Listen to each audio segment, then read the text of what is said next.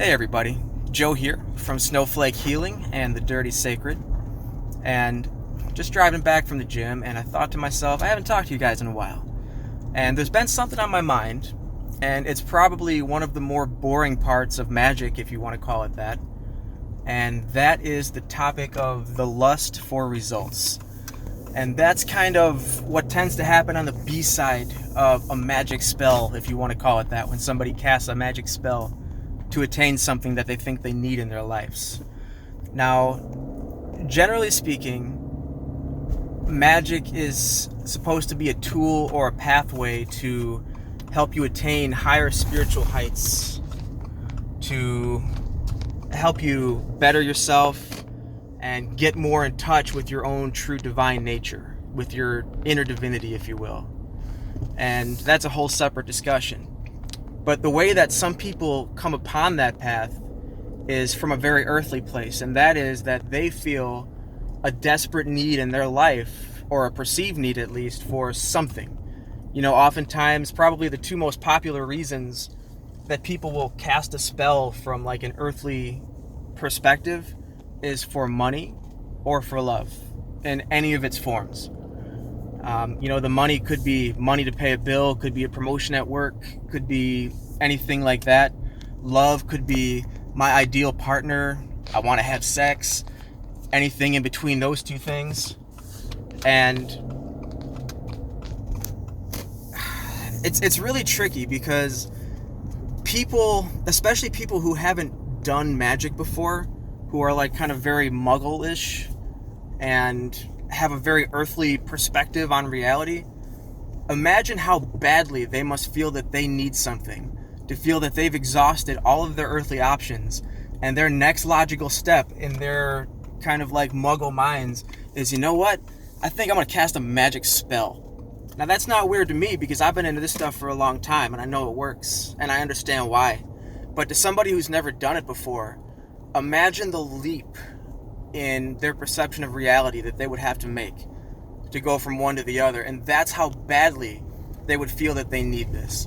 Now, here's the tricky part. On the B side, once you've cast your spell and you've put that out into the universe and you've set those wheels in motion, you have to be able to let it go.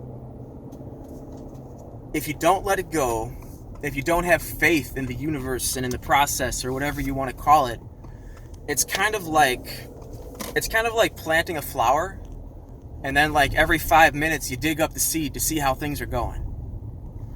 Now, as you can imagine, all you're doing is getting in the way. You're disrupting the process, and that flower is not going to grow. And then you're just going to sit there digging that seed up over and over again saying, man, I did all the work. Why isn't this flower growing? Magic is stupid. This doesn't work. And the truth is, it absolutely does work. It works the same way as everything else in nature works. You just got to plant it and leave it alone.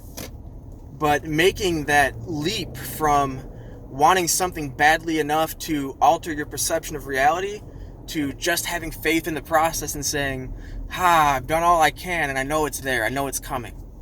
That's tricky. But that's something that you absolutely have to master if you ever intend to cast any type of magic, from the simplest candle magic, wishing in a well, throwing a coin in the well, all the way up to high ceremonial magic and everything in between. If you can't manage to put every ounce of yourself into that working and then just let it go in faith, you're going to have a real hard time with magic. So that's probably, of all the rituals and words and gestures and everything else and correspondences that you have to learn to be an effective user of magic, I would say this is probably the hardest part. It's almost like a cognitive dissonance that you have to develop within yourself, where you believe very strongly that you have the thing that 10 minutes ago you needed more than anything else in the world and felt very much without.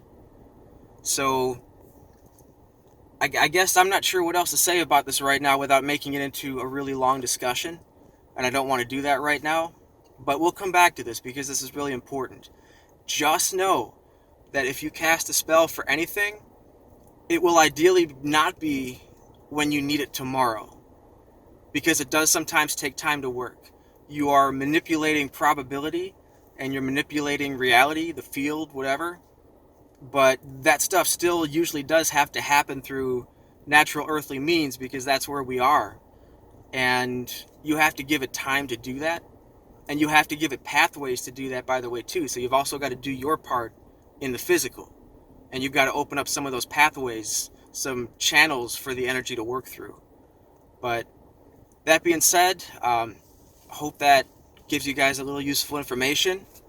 If you have any questions, drop them in the comments. Love you all, and talk to you soon.